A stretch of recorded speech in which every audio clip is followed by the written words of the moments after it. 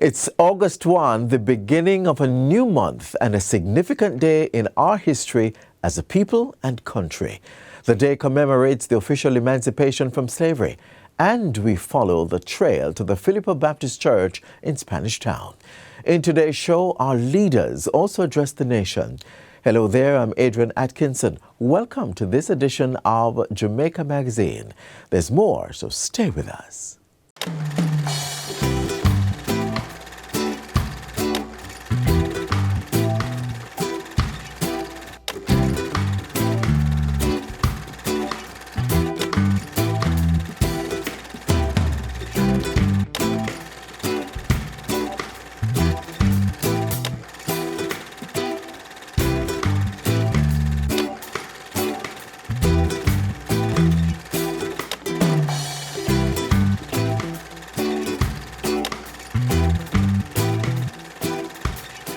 Let's now hear from Prime Minister Andrew Holness as he delivers his Emancipation Day message.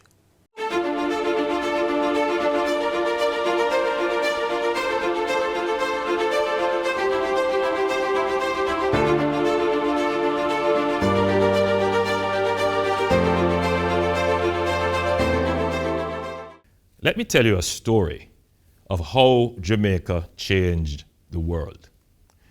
By 1831, the system of forced labor, mainly through chattel slavery, would have existed in Jamaica and most of the other colonies in the Americas for close to 300 years. Almost all production of value in the colonies involved the use of forced and unpaid labor. This meant that all the profit and wealth created in the colonies, which went to enrich the European empires, whether from mining of gold nuggets, production of sugar, or domestic work, came from the subsidy that unpaid labor provided. To justify denying labor a share of the profits from production by not paying wages, the enslaved person was dehumanized and considered the property of the slave master. However, in the heart of our island, amidst the sugarcane fields and the oppressive weight of colonial rule, Sam Sharp emerged as a beacon of enlightenment. A Baptist deacon, a visionary, and a man of unwavering faith.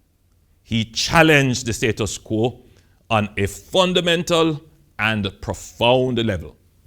With his sermons, he elevated the minds of his fellow enslaved by showing them that Christianity did not justify slavery. In fact, slavery was inconsistent with Christianity. One could not be a Christian and be a slave or enslave another. Second, he demanded economic rights, organizing probably the first industrial action, as we term it today, in the form of a peaceful labor strike to secure a reasonable wage rate of half the going wage rate at the time. The enslaved workers swore an oath to stay away from work until their demands were met by the plantation owners. What began as passive resistance became a full-fledged rebellion. It echoed across plantations, villages, and hearts. The winds of change carried more than whispers. They carried the flames of rebellion. The Baptist War, as it became to be known, erupted in 1831 and became the largest slave uprising in the British West Indies. Sam Sharp's vision was more than securing personal freedom. It demanded economic justice. He understood freedom also meant the power to control resources and engage in meaningful and rewarding production. The rebellion was brutally put down, and Sam Sharp was hanged on May 23rd, 1832. As the rebellion echoed through the hills and across the Caribbean Sea and beyond, it reverberated in the British Parliament. Not only was the rebellion a wake-up call to the precarious and fragile state of the colony and a harbinger of more rebellions to come, it was also used by abolitionists as the perfect example of the brutality and immorality of slavery. By the time of the Sam Sharp Rebellion, the Industrial Revolution was well underway. Technological advances and the development of free market ideas and principles inevitably came into conflict with planter interest.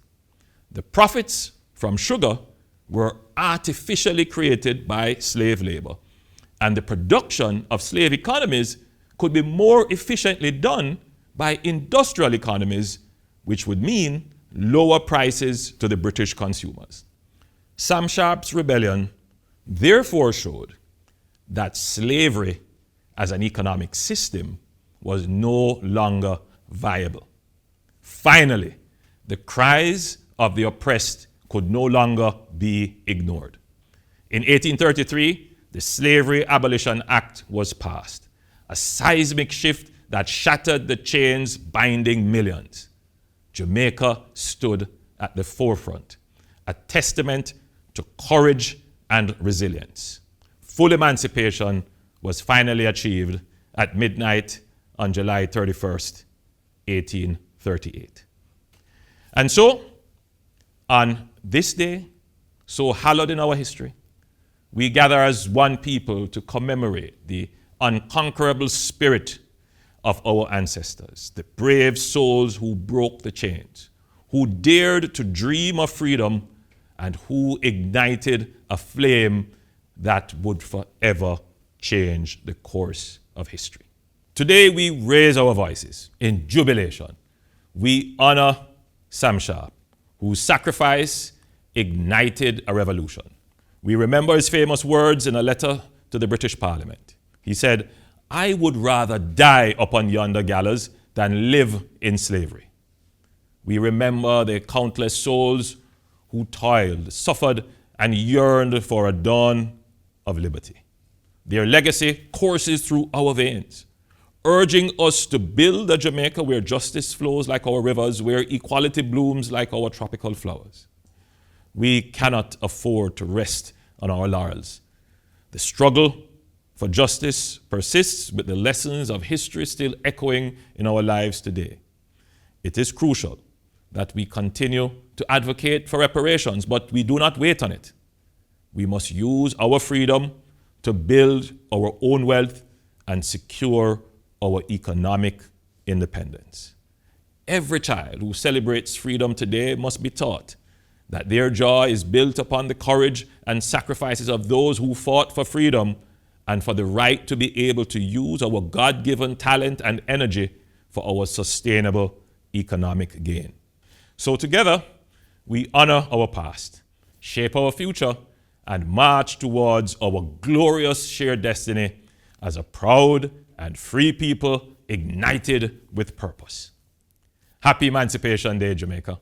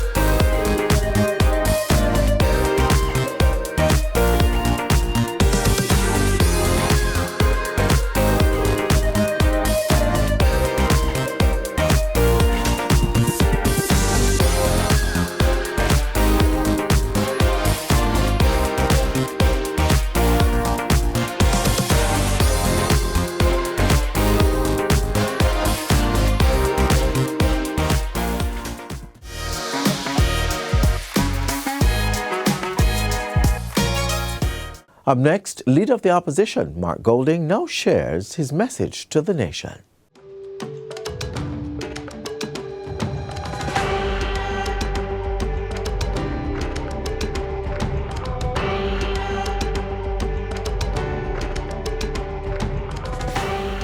My fellow Jamaicans, Every year on August the 1st, we commemorate what many regard as the most significant milestone in our nation's history, Emancipation Day.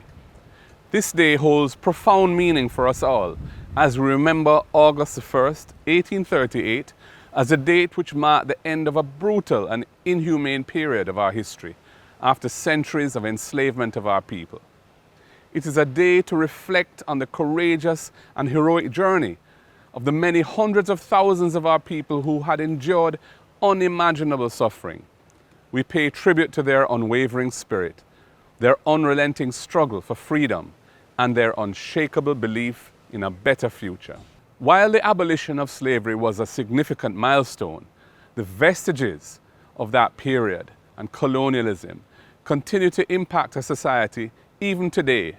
It is manifest in prevailing attitudes and values about our self-image, our family structures, our society as a whole, how we deal with conflicts, and so much more. We must work together to address those lingering effects of the past, to dismantle systemic inequalities, and to create opportunities for all Jamaicans to thrive and achieve their hopes and dreams. Therefore, the struggle for freedom, equality, justice, and economic empowerment is not just a historical event. It is an ongoing journey for each generation. The struggle must continue as we build a more just and equitable Jamaica. It is through this struggle that we honor the memory of those, known and unknown, who fought and died as martyrs for the rights and freedoms we enjoy today, who resisted the chains of bondage with courage and determination. Our mission is to build a Jamaica where every citizen is emancipated from mental slavery and enjoys the full benefits of freedom, freedom from poverty and all its debilitating manifestations, freedom from discrimination, and freedom to achieve our fullest potential. As we embrace these noble aspirations, we also recognize our personal responsibility to be good citizens of this land, to love and care for each other, to treat each other with respect and uphold our laws, and to work for the common good of our national development. The cornerstone of our mission must be the unity and togetherness of our people, encapsulated in one love and directed by the grace and will of God. We will achieve that mission because we are a great, resourceful, and resilient people. Even in the face of challenges that persist, we have hope and determination. We are a nation of innovators, creators, and entrepreneurs. We are a people of unbounded energy and unwavering optimism. I commit myself to working diligently and steadfastly to address the injustices of our past and to build a better society for all Jamaicans. A future where every citizen has access to quality and affordable education and healthcare, and is prepared with the mindset and the skill set to be productive and to benefit from economic opportunities for wealth creation and self-advancement. Last month, our nation was rocked by the awesome power of Hurricane Beryl. Many parts of Jamaica were severely affected. Communities were disrupted. People lost their homes. Schools and vital infrastructure were damaged, and sadly, people lost their lives. Our spirit was challenged and our resilience has been tested. Yet, in the face of adversity, we have stood together as the entire nation rose up in aid of our brothers and sisters who are affected. I will say more of this when I address you on Independence Day. Emancipation Day is a time for celebration. It is a time to celebrate our culture, our heritage, and the indomitable spirit of the Jamaican people. Our heritage is the priceless gift of our forefathers, an unending source of inspiration and unity as we walk the road of national development. As we celebrate Emancipation Day, let us recommit ourselves to this noble cause. May God bless you and keep you, and may God bless Jamaica, land we love.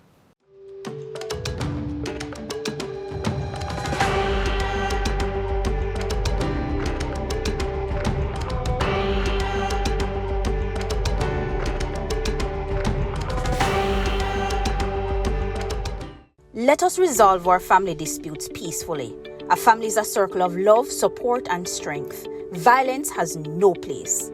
The proceeding was brought to you by the Office of the Prime Minister. Our journey to emancipation from slavery is deeply rooted in the grounds of the Philippa Baptist Church in Spanish Town. We traveled to the old capital to unearth the details. It was our own national hero, the Right Excellent Sam Sharp, an enslaved man and freedom fighter who said, "I would rather die upon yonder gallows than live in slavery." That sentiment was also shared by many other slaves. But the fight for freedom and the hope for victory brought liberation to many.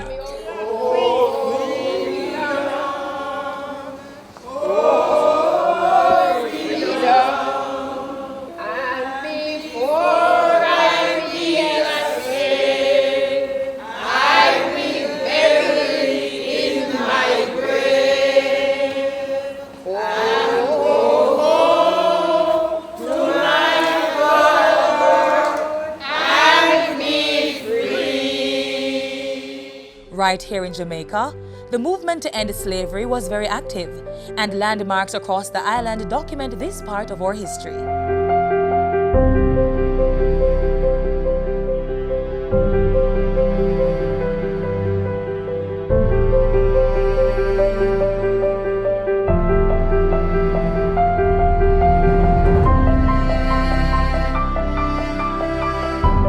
We are on the Emancipation Trail, and we're looking at the symbolic parts of Jamaica which relate to emancipation, a very important change of status in our country. We're here in the Philippa Baptist Church compound in Spanish Town.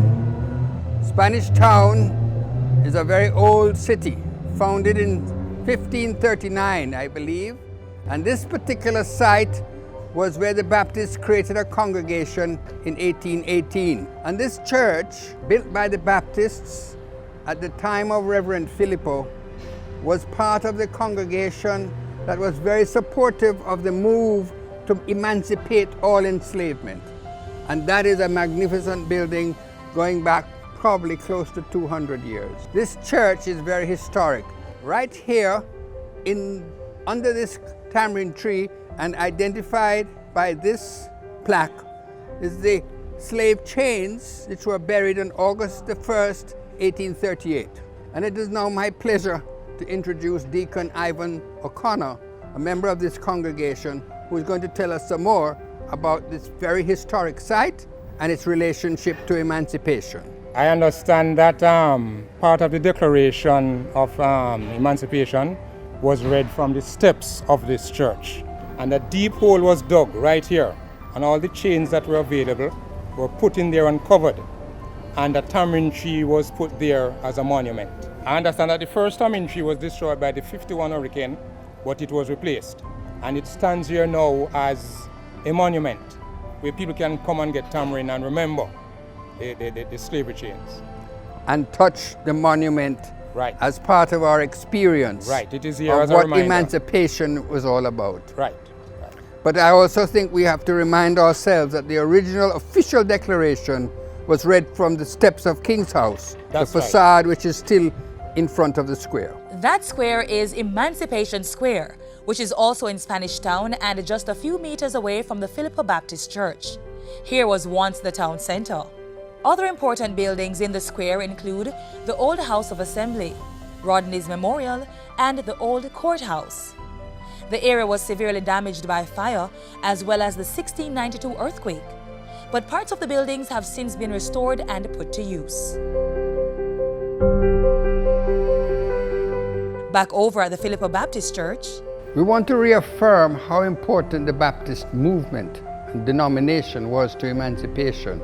They were major players in persuading the English government to declare free at last, emancipation on the 1st of August, 1838. And it is believed that the chains of slaves were buried at the Philippa Baptist Church due to its close proximity to Emancipation Square and the unrelenting movement by the Baptist Church to put an end to slavery. Somebody said some time ago, how can we write the history of Jamaica without including the Baptists. The Baptists were one of the churches that were very integral to the teaching of the slaves and emancipation. James Philippo was one of the persons who was integral in getting emancipation for the slaves in Jamaica. While emancipation was declared for slaves, their conditions were not improved. So the movement for a more just society was challenged by Paul Bogle and George William Gordon. They were also part of the Baptist movement and later became two of our national heroes. As a result of this involvement, Baptist work in Jamaica became an enduring symbol of the church's opposition to slavery and all other forms of injustice. This building was put up sometime about 1827 thereabout, and has been maintained over time. It's a natural heritage site, and so the National Heritage Trust has control over what happens here. Right after emancipation, James Philippo established free villages like in Sligoville, in parts of Clarendon, and also established churches. So this church is steeped in our history in Jamaica.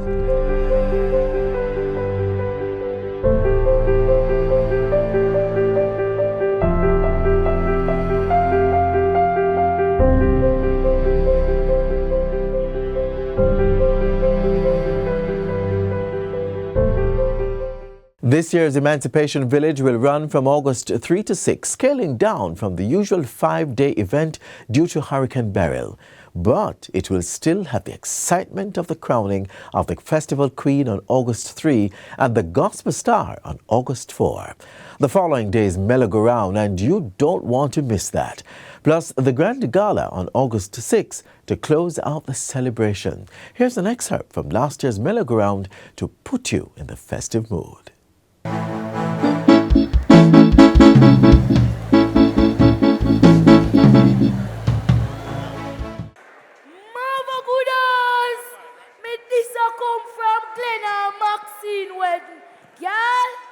It was an eyelash parade. Me never know I saw eyelash popular. It's like a pandemic. Only me and Pinky never wear one.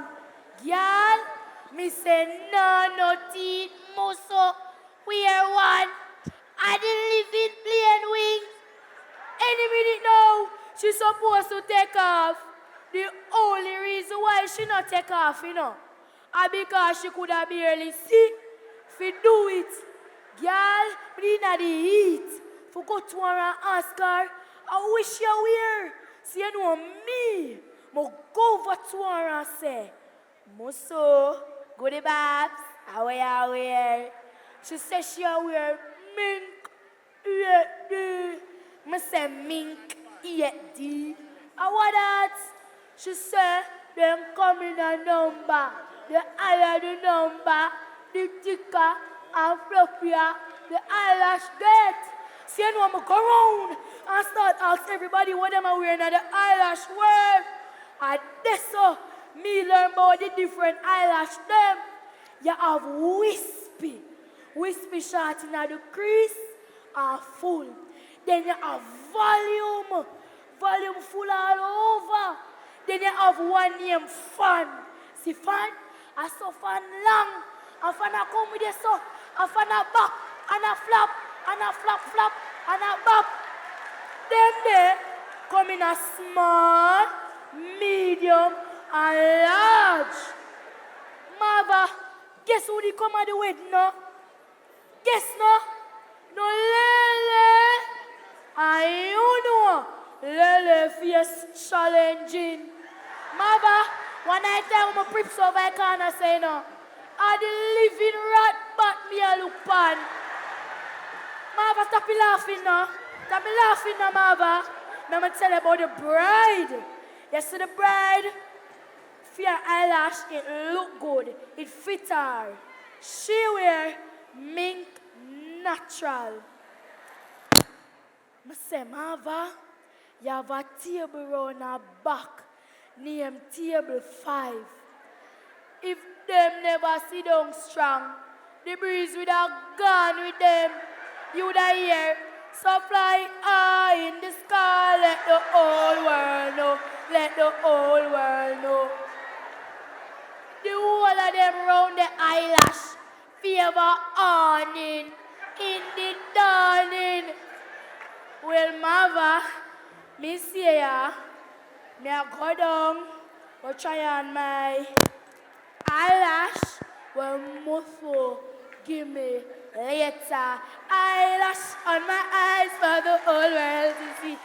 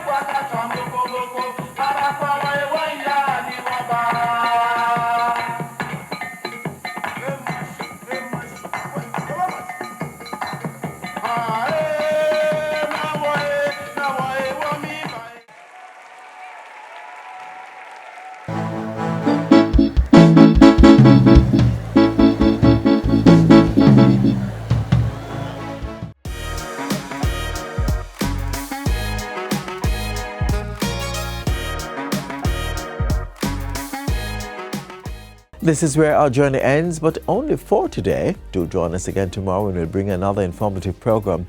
In the meantime, stay connected via our website, jis.gov.jm.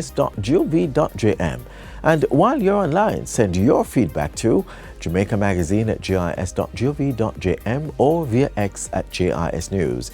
You may also find us on all the major social media platforms and through our mobile app that's Android and iOS compatible. On behalf of the entire production team here at the JIS, I'm Adrian Atkinson. Do take care.